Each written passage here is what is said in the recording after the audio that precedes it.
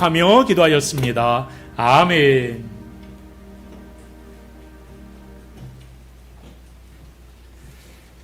네, 오늘 우리에게 주신 하나님의 말씀 다 같이 보겠습니다. 우리 갈라디아서 4장 1절로 7절까지 말씀을 다 같이 보겠습니다. 갈라디아서 4장 1절로 7절까지 말씀, 신약성경 306페이지입니다.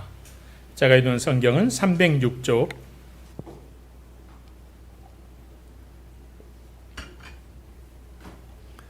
페이지 306페이지 갈라디아서 4장 1절부터 6절까지 말씀 다 같이 보겠습니다.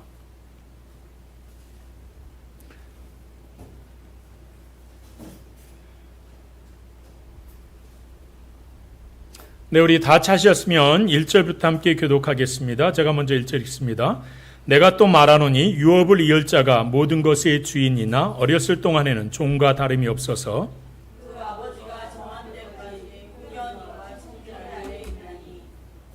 이와 같이 우리도 어렸을 때 이 세상의 초등학문 아래에 있어서 종 노릇하였더니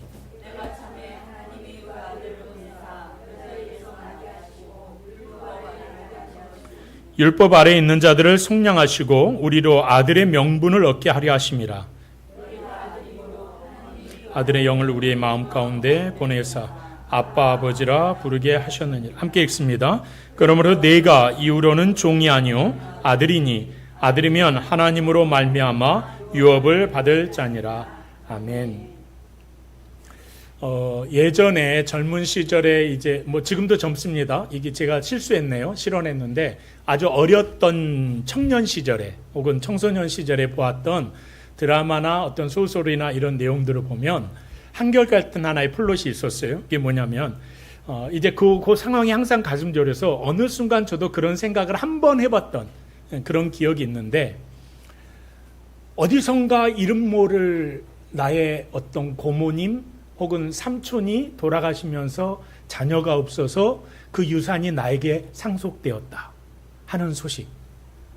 이제 미소 짓는 분들은 그런 경험들이 있고, 전혀 없는 분들이, 감동이 없는 분들은 이제 그런 게 없는데, 드라마 중에 그런 드라마가 꽤나 많았어요. 사실은 이제 어떤 영화나 이런 소설 이런 내용들도 그렇지만 아주 성실하고 착한 주인공이 원하지 않는데 아버지의 어떤 사업 실패, 어떤 도박빚 이런 것 때문에 완전히 망하게 되는 그 설정이죠. 그래서 이제 빚더미에 하루하루 이걸 갚기 위해서 노력하며 그렇게 성실히 살아가는데 해결해 나갈 수 있는 방법은 안 보이고, 그런데 이제 어느 날 어느 순간 이름조차 알지 못했던 이 부자 삼촌이, 부자 고모가 막대한 유산을 남겼다는 이 편지 한 통이 도착합니다. 순식간에 모든 빚이 청산되고요. 주인공의 인생은 단순히 해피엔딩으로 이제 변하게 되죠. 근데 여러분, 이게 동양 우리네 이야기만 아니라 원래 이게 서양에서 1900년 20세기 초중반부터 유행했던 하나의 어떤 그 설정이었어요. 이게 문화적인. 그래서 많은 작가들이 여기에 영향을 받죠. 그래서 여러분 기억 속에도 그런 드라마 하나쯤은 생각나시지 않습니까? 사실 우리가 이 뻔한 이야기인데, 이 뻔한 이야기를 보면서도 항상 가슴을 쓸어내리면서 주인공은 결코 나쁘게 이제 결말이 나지 않을 템에도 불구하고 그 순간에 얼마나 우리가 함께 애다르면서 그렇게 그 드라마를 봤습니까? 네, 여러분, 이 소설 속에 허황된 장치 같았던 이 뜻밖의 유산 이야기가 사실은요, 왜 그 시대에 그렇게 강력하게 유행했냐면 성경 때문이에요. 이게 기독교의 굉장히 강력한 유산이거든요. 성경에서 우리에게 보여주는 위대한 핵심적인 요소 가운데 하나가 바로 이거예요. 거기에 영향을 받아서 서구의 문학이 그렇게 흘러갔고요. 또 우리네 문학에서도 그 영향을 받아서 많은 사람들이 이제 그런 이야기들을 쓰게 되었던 거죠. 여러분, 사실 이제 우리 스스로의 힘으로는 이 죄와 율법의 무거운 빚 앞에서 결코 벗어날 수 없다. 이게 이제 우리가 지금까지 갈라디아서 1장부터 3장까지 살펴보았던 사도 바울의 핵심적인 외침이었습니다. 근데 이제 하나님께서 십자가에서 피 흘리신 독생자의 은혜를, 어떤 희생을 통해서 상상할 수 없는, 우리는 전혀 예상하지 못했던 어마어마한 막대한 유산을 우리에게 주시는 거예요. 그것도 공짜로, 값없이 우리가 그 유산을 주신 분의 소속된 자로서 우리에게 값없이 주시는 은혜였다는 거죠. 그러니까 지난 시간에 여러분, 사도가 우리에게 십자가의 복음 앞에서 세상의 모든 조건과 차별의 담이 완전히 무너졌다, 허물어졌다라는 사실을 우리에게 말씀하지 않았습니까? 그래서 그리스도의 피로 갑죽을 사신 한 가족이 되었다라고 했어요. 그래서 하늘의 모든 유업을 물려받을 자로서 우리는 공동 상속자의 영광을 누리게 되었다는 거죠. 근데 하나님은 우리를 구원하실 때 단순히 이 천국 위원장에 이름만 올려두고 우리를 그렇게 멀리서 지키시며 관망만 하시는 분인가? 그렇지 않다는 거예요. 오늘 본문은요, 복음이 우리 영혼의 가장 깊은 내면에 일으켰던 아주 따뜻하고 인격적인 한 편의 기적을 우리에게 오늘 소개하고 있습니다. 사도 바울이 말씀하는 어린아이와 성인 아들의 이야기는요, 단순히 한 개인의 신앙 단계를 말하는 게 아니에요. 여러분, 우리가 이제 3장에서도 계속해서 사도가 갈라디아 교회에 들어왔던 율법주의자들의 문제 때문에 이 말씀을 선포했지만, 사실은 율법주의자들의 문제를 뛰어넘어서 이방에서 그들의 어떤 그들의 삶의 헬레니즘 문화권 속에서 살아오면서 수많은 이제 신들과 함께 살아왔던 그들의 삶의 자리에서 그들 역시 희생과 섬김을 통해서 이루어갈 수 있는 구원에 대한 삶의 어떤 노력들과 희생을 그들도 기대하고 있었거든요. 이게 여러분 헬레니즘 문화 속에서 팽배하게 이루어졌던 상황이었단 말이죠. 사도가 선포하고자 했던 메시지가 바로 그거예요. 우리는 그런 구속 속에서 우리의 희생과 섬김을 통해서 우리의 삶을 확인할 수 있었고 종교적으로는 구원의 자리에 갈 수 있다는 확신 가운데 살아갈 수밖에 없었다는 거예요. 그래 이제 예수 그리스도께서 우리를 위하여 흘려주신 보혈로 말미암아 우리에게 더 이상 희생이 요구되지 않는다는 거예요. 이 구원의 은혜를 우리가 누리기 위해서 우리가 그 어떤 것도 할 필요가 없다라고 선포하고 있는 거죠. 그래서 진정한 자유, 하나님 안에서의 진정한 자유의 시대가 우리 안에 선포되어졌다라는 사실을 사도는 그 백성들에게, 하나님의 거룩한 자녀들인 성도들에게 선포했던 거죠. 여러분, 이게요, 하나님께서 이루어가시는 역사 가운데서 아주 오랫동안 준비하신 역사의 무대 가운데서 하나님이 세워가시는, 우리 어찌 보면 창세기부터 시작되었던 이 구원의 큰 그림이 누구로부터 완성이 되어지는 거예요? 예수 안에서 완성되어졌음을, 그리고 이제는 우리가 그 은혜 아래 있음을 사도는 선포하고 있단 말이죠. 그러니까 여러분, 우리가 이 말씀을 묵상하면서 반드시 우리가 해결해야 될 부분은 그거예요. 그 은혜를 알고 살아가는 내가 오늘 나는 그 은혜를 누리며 살아가고 있는가? 그 은혜 안에서 내가 살아가는 거 아니면 복음 안에 살아간다고 말은 하는데 유대인들처럼 여전히 나는 율법 속에서, 여전히 여러분 이 땅에는요, 우리가 부인할 수 없는 게 뭐냐면 수천 년 동안의 종교의 틀 안에 이 땅은 있었어요. 유교와 불교의 문화권 속에서 우리는 철저하게 우리 조상들은 그 틀 속에 있었고요. 그래서 이 종교적인, 그 이전에는 자연, 토테미즘, 애니미즘 해서 그 이전에 자연 숭배 사상도 이 땅에 있어, 도교도 있었겠죠. 그런 상황 가운데 억눌려 있던 땅에서 우리가, 그런 DNA가 우리 안에 있어요. 부인할 수 없는 사실이죠. 여전히 예수 믿는 나의 모습 가운데서 정성을 다하여서 내가 구원을 이루기 위해서 뭔가를 해야 되고 노력해야 되고 그래야 내가 하나님 안에서 인정받는다 라는 그런 관념 속에서 내가 꽉 묶여 있는가? 아니라고 말하지만 내 삶이 지금도 그러고 있는가? 아니면 정말로 여러분 자유하시는가? 예수 안에서 내게 주신 그 자유함의 은혜 안에서 나는 정말로 행복하게 살아가는가? 나는 정말 기쁘게 살아가는가? 여러분, 감히 제가 말씀드리면요, 여러분의 생애 불행하다고 여겨지는 순간이 하나라도 존재할 때, 나는 행복하지 않다라고 말하는 그 한순간이 존재할 때 여러분은 십자가의 은혜를 거부하는 거예요. 여러분은 십자가의 은혜를 누리지 못하는 거예요. 십자가의 은혜는요, 여러분이 이 땅에서 겪고 여러분이 이 땅에서 행하는 모든 것들을 다 뛰어넘는 은혜의 가치예요. 그걸 우리가 잊어버리면서 살아가고 있더라는 거죠. 그러니까 여러분, 우리 유대인들을 우상 숭배하네 그렇게 우리가 비난하지만 구약 성경 보면서 그렇게 하나님 앞에 우상 숭배하면서 깨닫지 못하는 족속들이라고 우리가 그들을 향하여 때론 비웃을 때도 있지만, 나를 돌아볼 때 내가 근심하고 내가 염려하는 것, 그게 나의 우상이거든요. 나 역시 내가 나에게 침뱉는 모습 가운데 살아가고 있더라는 거죠. 그래서 여러분, 오늘 말씀을 통해서 우리가 결단해야 될 건 그거예요. 종의 공포, 율법주의의 멍해, 이 모든 것들을 깨끗하게 벗어 던지시길 바랍니다. 오늘 성령께서 저와 여러분 안에 친히 내주하시고 임재하여 주심으로 충만케 하여 주셔서 거룩하신 창조주 하나님을 감히 아버지, 아빠, 아버지라고 부를 수 있는 가장 따뜻한 그 사랑의 길을 열어주셨음을 깨달으면서 이 은혜를 굳건히 붙잡았으면 좋겠습니다.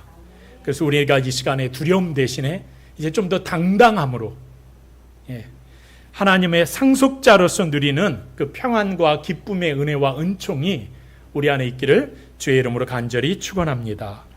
자, 오늘 본문 첫 번째로 우리가 볼 때 1절과 3절 말씀을 통해서요, 우리의 어떤 과거, 우리의 모습이 어땠는가 하는 부분들을 살펴볼 텐데, 오늘 사도 바울이 본문 1절에서 그렇게 말하죠. 내가 또 말하노니 유업을 이을 자가 모든 것의 주인이나 어렸을 동안에는 종과 다름이 없었다.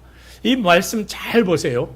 본문 말씀 안에서 특별히 사도가 내가 또 말하노니 라고 말하고 있는 이렇게 말문을 연 이유가 있어요. 이유가 바로 앞장인 3장에서 사도가 뭐라고 말했냐면, 직전에 어린아이가, 초등교사와 함께 살아왔던 어린아이가 이제 성인식을 치르게 되어서 성인으로서 살아가게 됐던 그 상황을 선포했거든요.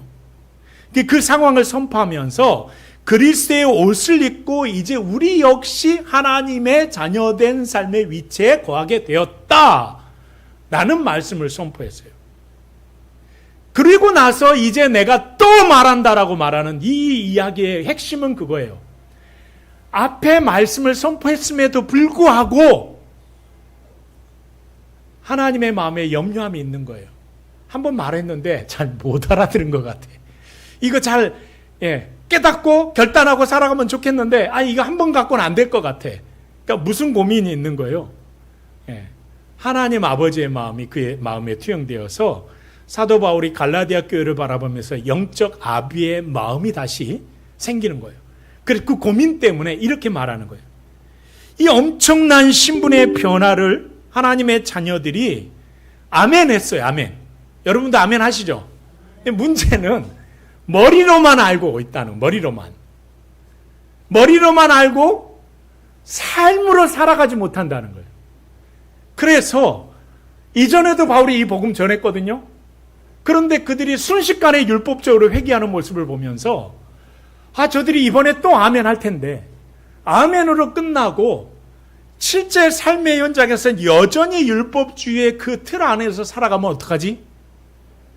그런 고민이 있는 거예요. 이게 영적 리더의 고민인 거죠. 그래서 4장에서는요, 한 걸음 더 들어가서 아주 구체적이고 성도들의 피부에 와 닿을 만한 일상의 비유를 듭니다. 그래서 이 모든 내용을 성도들의 마음속에 하나하나 사도가 각인시키기를 원하는 거예요. 그럼 각인은 뼈에다가 그린다는 거예요. 새긴다는 거예요. 여러분의 마음속에 새겨서 절대 흔들리지 않았으면 좋겠다는 게 사도의 고민이고 사도의 의지인 거죠. 여러분, 당대 누구에게나 익숙했던 상속자 이야기는요, 고대 로마 갈라디아 교회가 속했던 그 지역과 특별히 유대인들도 마찬가지입니다. 이 소위 성인된 자녀가 누릴 수 있는 권세와 권한에 대한 이야기는 그 시대 고대 근동에서 누구나 이해할 수 있는 이야기였어요. 여러분, 본문 1절과 2절 그래서 우리 다시 한번 천천히 보시기 바랍니다. 1절 제가 먼저 읽어볼까요? 내가 또 말한다. 유업을 이을 자가 모든 것의 주인이나 어렸을 동안에는 종과 다름이 없었다. 2절 시작. 근데 그 아버지가 정한 때까지 후견인과 청직이 그 아래에 있었다. 여러분, 이 영화는 여러분에게 꼭 추천하고 싶은 영화 중에 하나인데, 지금 아마 그 각종 영화관에서 다 영화할 텐데, 좀 길어요. 3시간짜리예요. 오디세이아라는 영화가 지금 현재 절찬리에 방영 중에 있다. 저 이제 아내랑 보려고 시간을 좀 계속 늦추고 있거든요. 오디세이아라는 영화를 여러분 꼭 한번 봤으면 좋겠어요. 포스터를 한번 보여주시면 이런 영화인데, 제가 어제 보니까는 누적 관객 수가 650만 명인가? 언제 개봉했냐면 저기 있는 것처럼 8월 5일 날 개봉했어요. 그러니까 뭐 한 달이 안 됐는데 벌써 650만 정도가 봤으니까 꽤 많은 사람들이 본 영화 중에 하나입니다. 제가 왜 이 영화를 여러분에게 보라고 추천하냐면, 이게 이제 호메로스의 그 오디세이아라는 어떤 그 원작을 그 바탕으로 이제 이 고대 그리스 로마 사회의 제도를 참 잘 반영해주고 있는 모습 중에 하나거든요. 트로이 전쟁에 출전하는 소위 영웅이었던 오디세우스 왕의 이야기예요. 그가 이제 이 트로이 전쟁을 출전을 하면서 근데 그 집안의 왕궁에는 왕비와 갓난아이인 어린 아이가 하나 있었어요. 왕자가. 텔레마쿠스라는 왕자가 있었는데, 이제 왕이 먼 길을 떠나면서 언제 돌아올지 모르는 이 전쟁에 어떤 기약할 수 없는 그런 상황 가운데 자기 친구에게 부탁을 합니다. 왕권의 모든 것을 네가 갖고 궁전과 이 모든 것을 네가 다스려라. 그리고 너는 반드시 내 아이를 돌봐야 한다. 나는 권한을 위임해줘요. 그래서 그 권한 가운데서 이제 그 왕자의 교육, 보호, 그리고 궁궐의 모든 재산 관리 이런 것들을 다 이 친구에게 맡기죠. 그 친구의 이름이 뭐냐면 이제 헬라어로 멘토르, 우리가 말하는 소위 멘토, 우리 교회 멘토 사역이시죠. 그 멘토가 바로 그 사람의 이름이에요. 그래서 멘토, 멘티 우리가 이렇게 이제 말하는 건데, 실제로 왕이 다시 집 문턱을 밟기까지는 무려 20년의 세월이 흘러갑니다. 이 오디세이아 왕이 돌아오기까지는. 오늘날 우리가 스승이다, 혹은 이제 뭐 친구, 혹은 후견인, 코치, 여기에 멘토라는 이름이 다 포함되는 거예요. 어린 왕자였던 텔레마코스는요, 분명 왕국의 안에서 유일한 후계자예요. 아버지의 왕권을 유일하게 소유한 사람은 이 텔레마코스 외에는 존재하지 않아요. 그런데 문제가 있어요. 성인이 될 때까지는 이 권한을 행사할 수가 없어요. 이 권한이 누구에게 있냐면 멘토에게 있어요. 멘토의 철저한 관리 아래 그는 행동해야 돼요. 어느 것 하나 무엇 하나 그가 스스로 할 수 있는 건 없어요. 어쩌면 성인이 될 때까지 그는 철저하게 종이에요. 누구의? 멘토의. 노예처럼 살아가야 돼. 시키는 대로 살아가야 된다는 거예요. 헬라 로마 사회의 귀족 가정에도 똑같은 제도가 존재했다는 거죠. 어린 자녀의 인격과 삶을 엄격하게 또한 훈육하는 후견인이 있었고요. 집안의 재산과 노예를 관리하는 청직이, 우리 아는 이 모든 것들을 이들이 쥐고 흔들었다는 겁니다. 여러분, 지간신앙에 우리가 살펴봤던 파이다고스 기억나십니까? 초등교사라고 그래요. 몽학선생이라고 번역된. 바로 이게 이들과 함께 아버지가 정한 때까지 어린 상속자를 감독하는 사람들이었어요. 이 아이는 분명 모든 것의 주인이었지만 아버지가 정해둔 그 성인 시기에 이르기 전까지는 빵 한 조각, 옷 한 벌조차도 자신의 마음대로 할 수 없는 그런 종과 같은 위치에 놓여 있었다는 거예요.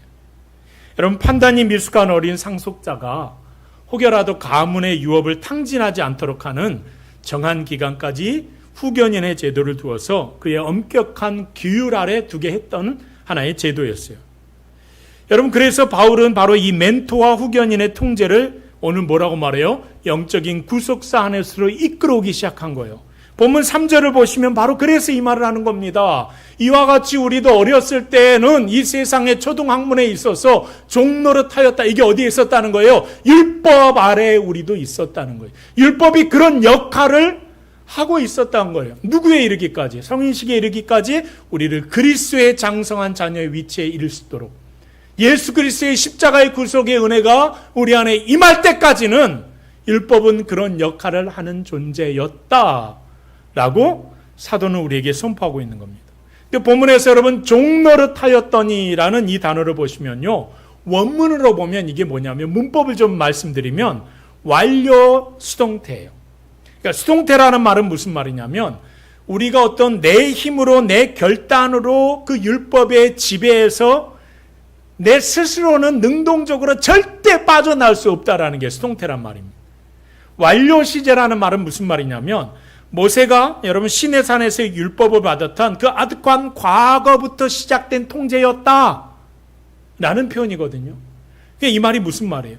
이 종됨의 멍에가 예수 그리스도께 우리가 주님이 오시기 그 직전까지 단 한순간도 끊어지지 않고 지속되어 왔다는 이야기예요. 그게 종노릇하였다라는 말이거든요. 율법 아래 있던 순간 그 날과 달과 절기를 철저하게 지켜야 합니다. 레위기의 모든 말씀들은 철저하게 제사를 어떻게 지내야 하는지 그 절차와 내용들을 철저하게 규정하고 있었어요. 심지어 먹는 것까지 일일이 규제받는 율법의 엄격한 훈육 아래에서 그 백성들은 두려움으로 종의 모습을 가지고 살아갈 수밖에 없었다는 거예요. 그래서 우리가 종노릇했다는 말이 바로 그거예요. 여러분, 우리가 이 지점에서 그러면 사도는 왜 성인이 된 갈라디아 성도들에게 이 답답했던 옛 시절을 굳이 다시 상기시키고 있는가? 또 앞장에 우리가 살펴봤는데 뒤에 또 다시 한번 이렇게 반복적으로 이 말씀을 전하고 있는가? 저는 여기서 이 사도의 두 번째, 아까는 자유함을 누린 자들이 지키지 않으면 어떡하나 하는 고민이 있었다면, 두 번째 사도의 탄식은 영적 아비로서, 목사로서, 목회자로서의 탄식은 뭐냐면, 자, 너희가 그토록 벗어나고 싶어 했던 그 답답한 후기. 그러니까 여러분, 통제받고 있는 나는 어때요? 언제 내가 이거 해당되나? 언제 나는 성인식 하게 되나? 언제 나는 자유함을 갖나? 이게 여러분 간절한 소망 아니겠어요? 그러니까 그렇게 벗어나고 싶어 했던 그 답답한 후견인의 통제와 회초리 아래로 이미 자유함을 주어졌는데, 이미 벗어났는데 왜 또다시, 이런 표현 써서 미안한데, 기어들으려고 하냐? 왜 다시 그 속으로 또 기어들어가려고 하냐? 그래서 자유함을 주어졌는데 왜 자녀가 되었는데 왜 종노릇하려고 하느냐? 왜 다시 노예가 되려고 하느냐? 그런 안타까운 탄식을 하고 있는 거예요. 그래서는 안 된다는 거예요. 그렇게 살아가지 말라는 거예요. 이미 우리는 성인식이 끝났어요. 그래서 아버지에게서 물려받을 모든 권한이 내게 이미 주어진 거예요.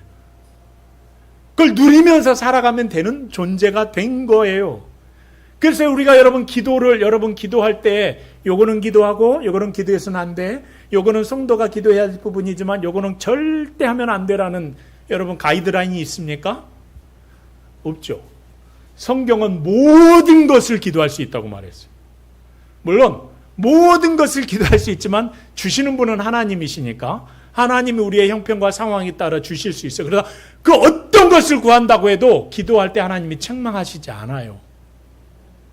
모든 것을 기도할 수 있다고 말씀하셨으니까. 여러분, 그런데도 여전히 우리는 멘토의 눈치를, 율법의 눈치를 보면서 오늘도 매맞지 않을까? 오늘 혹시 쫓겨나면 어떡하나?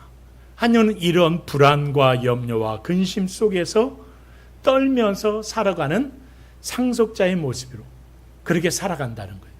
이게 안 맞아요. 여러분, 주의 자녀들은요, 종의 불안과 공포에서 완전히 벗어나야 합니다. 제가 전에 항상 이제 이 예화를 가끔 썼었는데, 여러분, 궁중에 있는 어린아이, 뭐 한 2살, 3살 밖에는요, 유모들 있잖아요. 그 상궁이죠. 손에서 자라나요.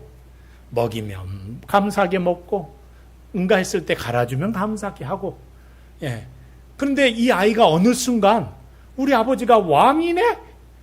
이걸 깨닫는 순간 4살짜리든 3살짜리든 우리 아버지가 왕인데 내가 얘들한테 명령만 하면 얘들이 내가 모든 것을 따라야 된다라는 사실을 깨달으면요, 3살짜리가 명령하면 그 궁전 안에서 안 따를 사람은 없습니다. 왜요? 왜 그럴까요? 힘이 있어서요? 아니요. 육신의 한계는 여전히 3살짜리예요. 정신적인 능력도 3살짜리예요. 근데 뭘 깨달은 거예요? 얘 가치관이 바뀌어버린 거예요. 뭐로? 내가 저 어른들한테 순종해야 돼. 먹여주면 먹고 그냥 자라 그러면 자야 돼라고 생각했는데 쟤들은 내가 명령하면 나한테 따르는 존재들인 걸 내가 인식하는 순간부터는 내 형편과 상황 중요하지 않아요. 그때부터 내가 명령하는 거예요. 근데 안 따를 수 있죠. 아유, 왕자라고 이게 깨달아가지고 망령한다고. 그럼 그때 어디 가요? 아버지한테 가는 거예요. 왕인 아버지한테. 왕비인 엄마한테 가는 거예요. 뭐해요? 말하는 거예요. 일로 바쳐요. 내가 이렇게 하라고 했는데 제가 안 따라줬어요. 설령 여러분, 이 왕자가 엉뚱한 명령을 했을지언정 여러분 조선시대 궁궐에서는 따르는 척이라도 해야 되는 거예요. 그게 여러분 신하들의 기본적인 모습이었어요. 우리가 그렇게 살아가고 있는 거예요, 여러분. 그럼 여러분, 하나님의 자녀들은 이 땅에서 우리 안에 주어지는 그 어떤 불안과 염려와 근심 안에 살아갈 존재가 아니라고 성경은 말하는 거죠. 모든 공포에서 완전히 벗어나는 존재, 모든 염려, 근심, 걱정으로부터 벗어나야 된다는, 율법의 규제에 얽매이던 이 미성숙함을 온전히 벗어던지고 아들의 당당함, 자녀의 당당함으로 하나님 아버지의 은혜의 보좌 앞에 나아가는 거예요. 그리고 이루어지지 않은 것들에 대해서 소망이 있다면 뭐예요? 아버지한테 고자질하는 거예요. 그게 기도예요. 아버지한테 구하는 거예요. 그게 기도예요. 아버지, 나 이렇게 했으면 좋겠어요 라고 내 의견을 밝히는 거예요. 그게 기도예요. 아버지의 뜻이 나한테 뭔지 알려주세요. 이게 기도예요. 그래서 아들의 권세로 살아가는 거예요. 이제부터 우리가. 그걸로 오늘 사도는 우리에게 말씀하고 있는 거죠. 자, 여러분, 그렇다면 그 지긋지긋하던 후견인의 통제와 종살이는 과연 언제 어떻게 끝나게 되는 것인가? 오늘 두 번째로 본문 4절은요, 앞선 2절에 아버지가 정한 기간, 곧 하나님 아버지의 구원의 시계가 마침내 울리는 그 거룩한 전환점에 대해서 우리에게 선언합니다. 여러분, 이 위대한 구속사적인 선언을 한번 보십시오. 하나님은 결코 당신의 백성들을 후견인의 회초리에 영원토록 방치하는 분이 아니라는 것을 오늘 본문은 말씀합니다. 본문에서 우리가 눈여겨봐야 할 단어가 바로 이 단어예요. 때가 참해. 이게 여러분, 창조부터 수많은 시간 동안에 흘러오면서 인류가 기다렸던 바로 그 순간이에요. 그 때가 차야 된다. 예수님께서도 우리에게 말씀하실 때 아직 내 때가 이르지 않았다라고 말씀하셨던 바로 그 때가 바로 이 때예요. 때가 참해. 원문으로 보면요, 뭐냐면 때가 찼다는 말이 이 그릇 있잖아요. 이 컵에 물을 저희가 주전자로 딸딸딸 따릅니다. 쩔쩔쩔 흐르는데 가득 꽉 차서 한 방울이라도 톡 떨어지면 물이 흘러나가는 수준. 그게 이 때가 참해라는 원어의 의미거든요. 그릇에 물이 완전히 가득 찼다는 뜻이에요. 구약의 모든 약속과 예언을 담은 하나님의 시간표가 1분 1초, 0.0001초라도 어긋남이 없이 아주 정확한 순간, 오차가 없이 완성되었던 그때, 성경으로 말하면 구원의 시계가 마침내 차올랐던 그 순간에 하나님은 천사나 선지자가 아니라 당신의 가장 귀한 독생자를 이 땅에 직접 파송하셨다는 거예요. 파송하시고 십자가의 구속의 은혜에 바로 그 순간에 거하도록 하셨고, 약속하신 말씀대로 그분을 부활하게 하셨다는 거죠. 여러분, 예수님은 우리의 연약함을 몸소 겪고 안아주시기 위해서 여인의 몸을 통해서 인간으로 이 땅에 태어나 주셨습니다. 그리고 우리가 지키지 못해서 저주와 심판 아래 갇혀있던 그 율법의 테두리 안으로 당신이 친히 속히 들어가 주신 거예요. 오늘 본문 5절은 하나님께서 그 아들을 보내신 목적이 그래서 무엇인지를 이렇게 설명하고 있는 거예요. 함께 읽어볼까요? 시작. 율법 아래에 있는 자들을 속량하시고 우리로 아들의 명분을 얻게 하려 하심이라. 아멘. 헬라어로 엑사고라스라는 단어인데요. 속량하시고라는 단어는요. 노예 시장에서 노예를 선택해서 그 노예의 값을 치르고 이 노예로 완전한 자유함을 주르는 단어예요. 그게 속량했다는 단어거든요. 그러니까 예수님은 십자가에서 당신의 목숨값을 다 치르시고 죄의 노예로 살았던 우리를 해방시켜 주셨어요. 속량해 주셨다는 거예요.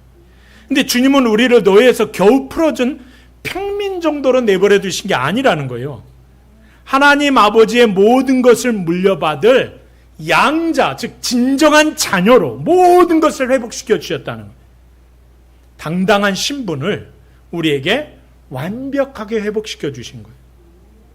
그러니까 예수님 이후의 신학의 교회들은요, 바로 이 세상의 모든 죄악과 율법의 멍에로부터 하나님으로부터 끄집어낸 바, 불러내신 바 된 거룩한 자들의 모임이라는 거예요. 그래서 성도라고 말하는 거예요.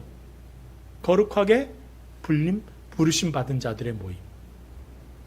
우리는 독생자를 내어주시기까지 우리를 자녀 삼아주신 하나님의 놀라운 순간을, 은혜를 여러분 살아가면서 잊어버리면 돼야 안 돼요? 안 되잖아요. 우리나라가 해방된 8월 15일 못 잊잖아요. 우리에게 주신 이 감격적인 순간 잊지 못해요. 1985년 7월 14일 여러분 반드시 기억하세요. 1985년 7월 14일 김재건 목사가 교회에 출석한 날입니다. 11월 16일 학습 세례 받는 날인가 그럴 거고요. 그 다음에 4월 며칠인데 그건 기억이 안 나는데 제가 세례 받은 날이에요. 별로 중요한 날 아니잖아요, 여러분한테. 저에게 있어서는 날은 기억 안 나도 그 월, 그 때는 반드시 기억해야 될 날이잖아요. 근데 제가 이 날수에 대해서는 헷갈린데 잊지 못한 건 하나님이 나를 자녀로 삼아주셨다라는 거. 그 사실은 제가 결코 잊지 않아요.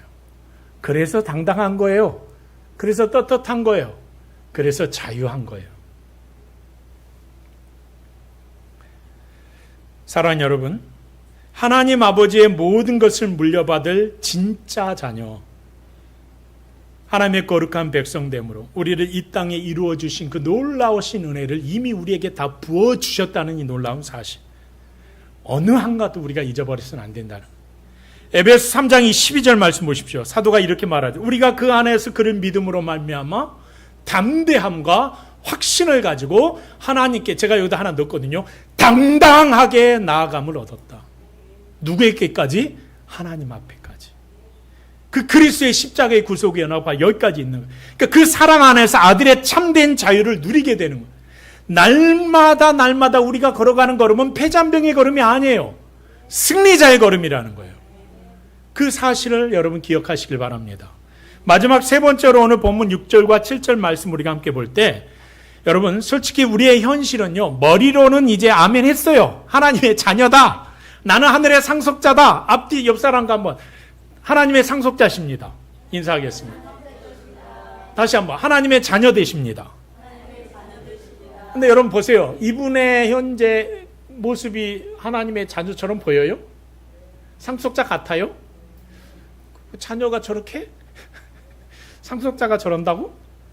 예, 그런 생각은 혹시 안 드십니까? 정말 상속자는요, 하나님의 자녀는요, 여러분 왕자는 뭘 입혀도 당당함이 있는 거예요.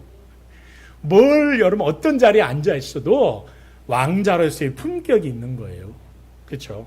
그 보여지잖아요. 우리가 어디 있는 게 중요한 게 아니라 내가 왕자라는 사실을 내가 인식하고 있는가가 중요한 거예요. 그걸 그렇게 우리가 누리고 그렇게 우리가 선포하고 살아가느냐가 정말 중요한 거죠.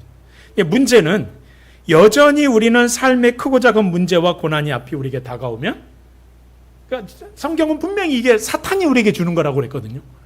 근심, 염려, 걱정, 두려움이 우리에게 다가오면 그 순간 내 모습은 다시 율법 아래로 들어가는 거예요. 그러니까 여러분, 사탄이 얼마나 우리를 만만하게 보면 기가 막힐 거 아닙니까? 야, 얘는 이것만 건드리면 끝나. 걱정하지 마. 이 모든 것들을 뛰어넘는 존재가 고민이 되는 거지. 내가 이렇게 연약하고 여전히 죄악 가운데 넘어지는데 하나님이 정말로 나를 사랑하시는가? 마음속에 의심이 들게 만드는 거예요. 내가 하나님 앞에 말씀대로 순종하지 않았다면 내가 옛적 죄인의 모습으로 여전히 죄악 가운데 살아왔던 나의 모습이 진행되고 있고 내가 그걸 놓고 하나님 앞에 회개는 했지만 온전히 회복되지 않은 나의 모습이 여전한다면 혹시라도 하나님이 나를 버리시지는 않을까? 이런 고민 성도라면 다 한 번쯤은 해보지 않았을까? 자녀됨에 대한 확신이 흔들려서 쫓겨날까봐 전전긍긍하는 마치 고아나 종처럼 염려와 두려움에 짓눌려 살아가는 이들이 죄송한데 아마 반 이상일걸요. 그 교회들에 한국 교회가 뭐 800만이다 600만이다 300만에서 400만은 이런 고민하지 않을까요? 이건 굉장히 높게 잡은 수치 아닐까 싶은데요. 우리가 바라보면서 한국교회 종교개혁이 일어나야 됩니다 라고 말하는 이유는요, 예수님의 하나님의 구속을 은혜받은 자녀처럼 살아가는 사람들이 그만큼 없습니다 라는 우리의 고백인과 똑같은 거예요. 세상의 조건 속에 짓눌린 성도들, 세상의 환경 속에 여전히 짓눌려 있는 하나님의 사람들의 모습. 그래서 종교개혁이 일어나야 된다는 거예요. 다른 게 일어나는 게 아니라 당당함으로 회복해야 된다는 거죠. 여러분, 자, 우리의 심령 속에 특별히 아들의 사랑과 호흡을 실제로 누리도록 그래서 하나님은 사도를 통해서 이런 선물을 우리에게 주십니다. 6절을 볼까요? 6절을 보시면 이렇게 말씀하죠. 한번 다 같이 읽어보겠습니다. 여러분 읽어보실까요? 시작.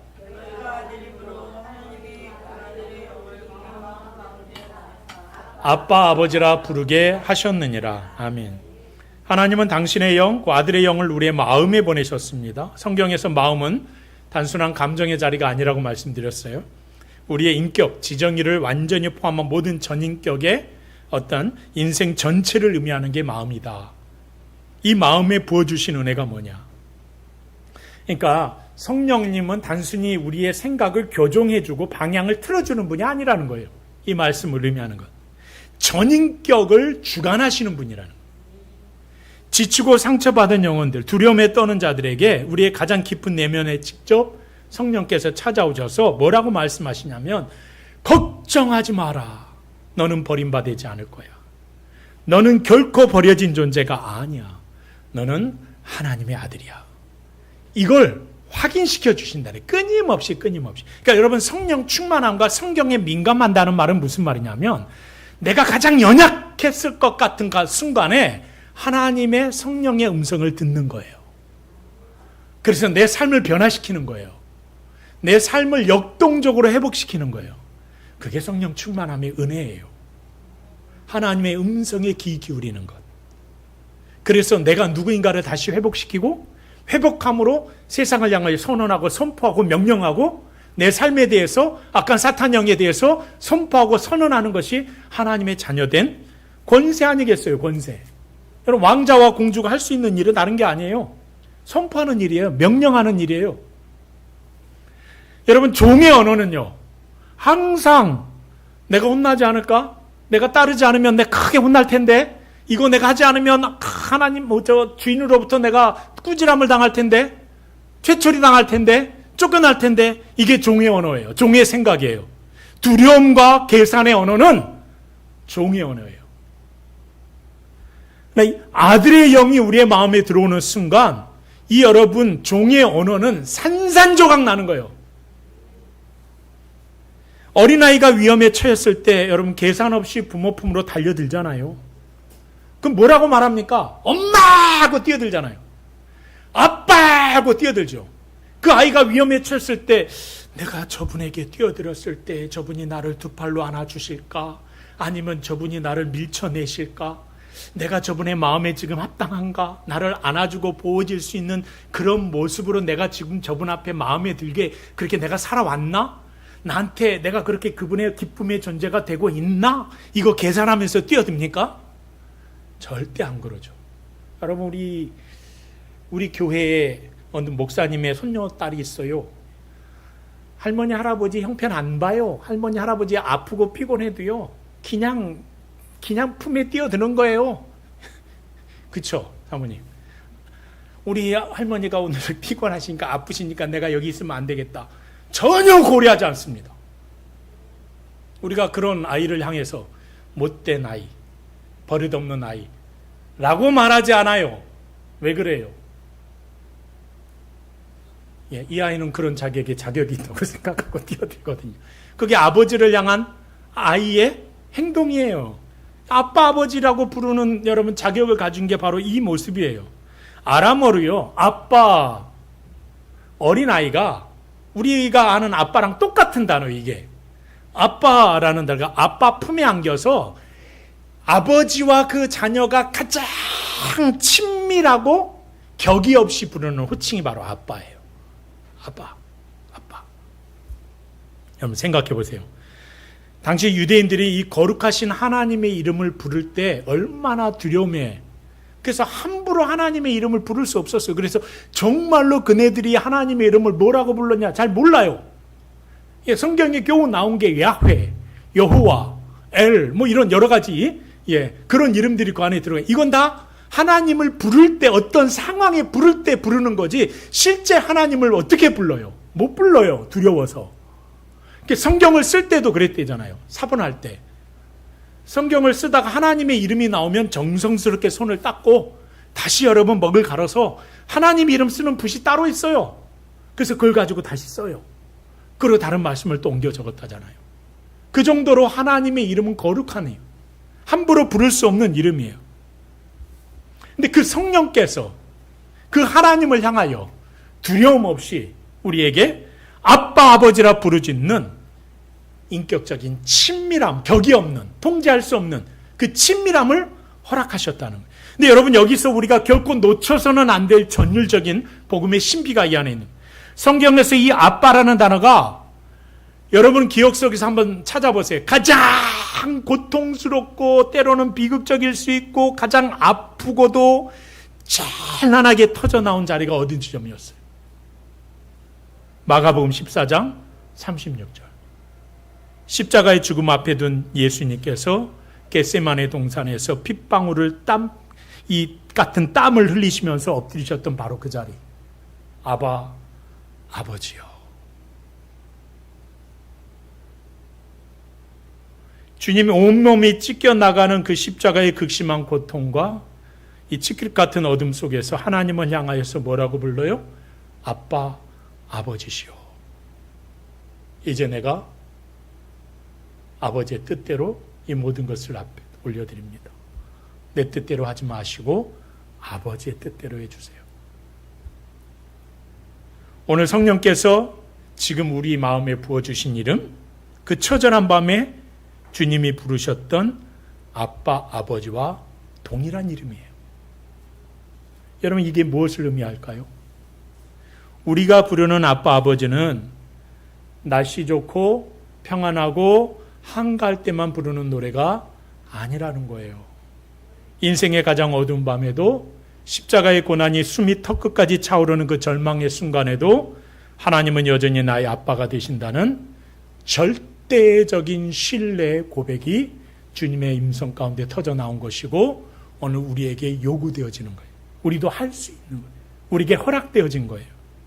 그래서 여러분, 바울은 본문 7절에서 이 모든 구속사의 위대한 결론을 이렇게 맺고 있는 거예요.